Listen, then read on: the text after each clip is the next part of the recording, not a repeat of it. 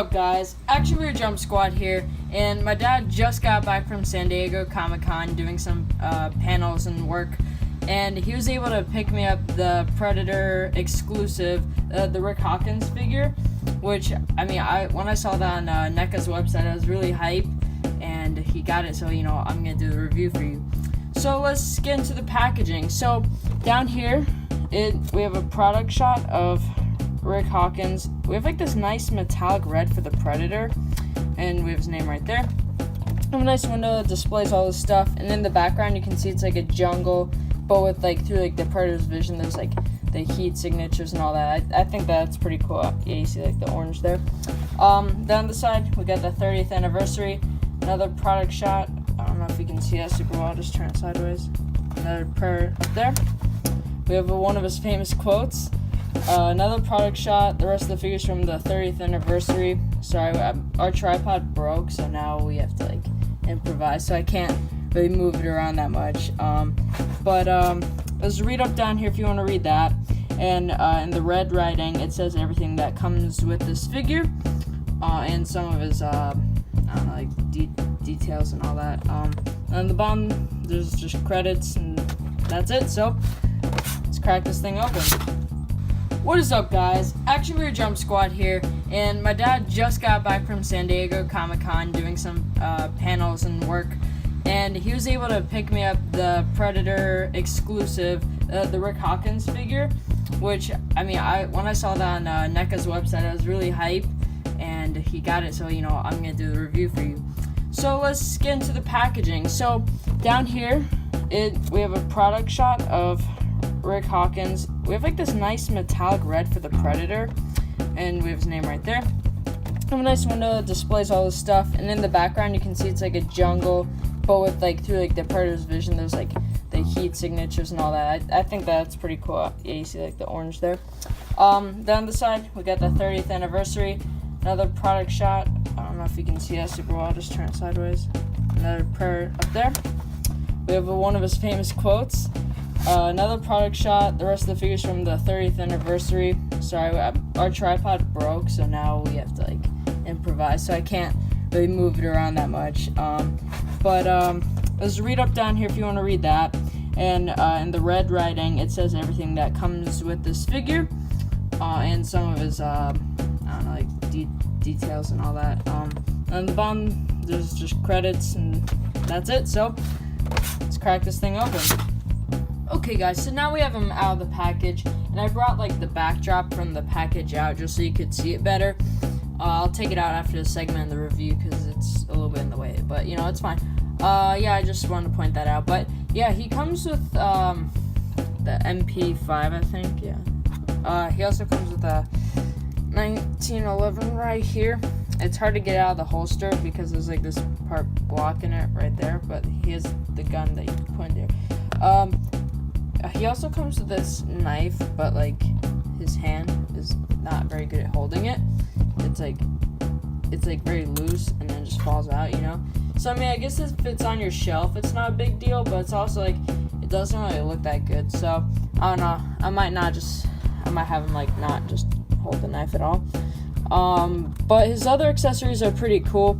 I thought I'd go over some of the details on this figure. So first, I thought we'd start off with his giant backpack. Now, I forgot what his role was in the movie because I haven't seen it in a very long time. But, yeah, he has this giant backpack, so that inherently makes him very back-heavy.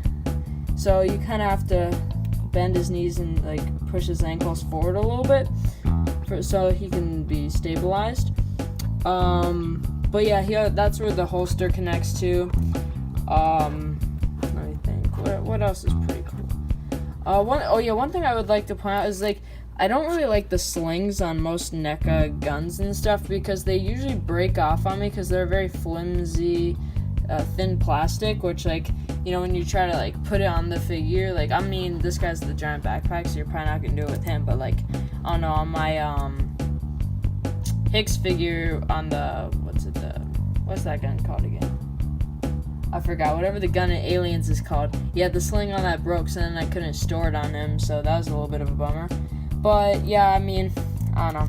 It looks good, but it just doesn't really function very well. Yeah, but the backpack is like a loose, different piece. It feels like you could take it off of him if you wanted to, but I'm not going to because I don't really care and I don't want to mess it up. So yeah, I'm not gonna mess around with it, but if you can take it off, let me know and I might try that and take a picture of it or something. His glasses are also not removable. They can like move a little bit, but they're not removable. Just wanted to point that out because I can see. I bet some people have tried to take them off and like they could crack and like fall off, which would not be good. So yeah, let's get into his articulation. So let me take this out and take this. So on this figure, it is a little bit more limited. You can look left and right, down like, I don't know, like that far about, and then up just past like level with the neck. So yeah, his head rotation, hinge is okay, and you don't get any pivot, so that's a little bit of a bummer. His shoulders can go 360. He's a hinge at the shoulder. He's a single joint elbow, which is like kind of a bummer, but that's what they do for most NECA figures. And with this one, his clothes are so thick that I don't really mind. Like, you're not really gonna have him like jumping over like a building in some dynamic pose, that just wouldn't really look very good. One thing I do want to complain about is it's very flat here and it looks very distexturized. Like, it just doesn't look right, I don't know, it might just be me, but it looks a little weird in my opinion. Now, he only has waist rotation and a tiny bit of waist, like, crunch-ish. Like, it kind of just pivots, really. Like, it doesn't really give you, like, an actual crunch, which is a little disappointing, but that's fine. You can kick out that far. Yeah, he can kick back pretty far. Can go out that far, and his rotation at that joint, single joint knee that goes like that, and it has rotation at the knee. He has rotation at the ankle, right like that, and then he has a little bit of ankle pivot on this foot. This foot has a little bit more ankle pivot, but it's nothing like too crazy. And then they can go up and down at the ankles. So yeah, like overall he has pretty average articulation. It's nothing like a Marvel Legends figure where it's like double jointed knees and arms and stuff, and like, but it is like decent for what you would pose him. Like I feel like this figure is like, the articulation suits him, so I'm not disappointed about that. But yeah, let's get into some size comparisons.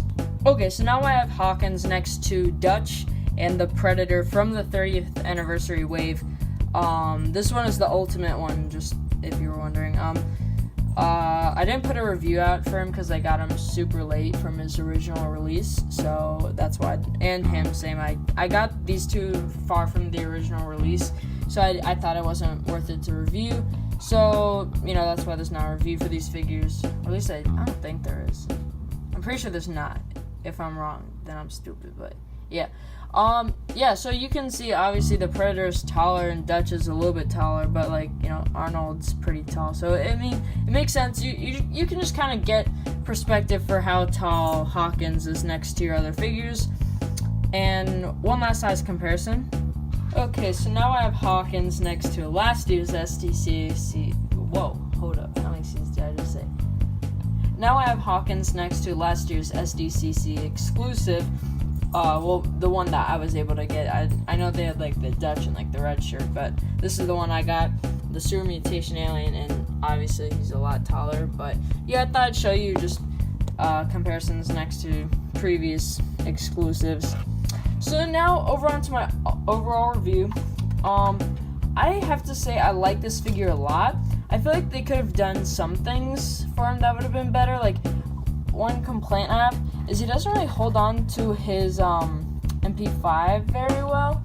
Like, it doesn't look that bad from the camera, but like, it just, yeah, see, like right there, just plopped out. Like, I don't know, that's a little bit of a complaint. And then on his knuckles, I don't know, they didn't do a very good job with the paint. Like, it overlaps onto the glove, like, right here. I don't know if you can really see that very well. But, yeah. Overall, I like this figure. I love... the paint job on him is great and everything. And the glasses, like, they look real. Like, the lenses look like actual, like, prescription lenses. I don't know why, but I don't know. I thought that was cool. And, yeah, I guess that's all I have to say for this figure. I recommend you get it if you can.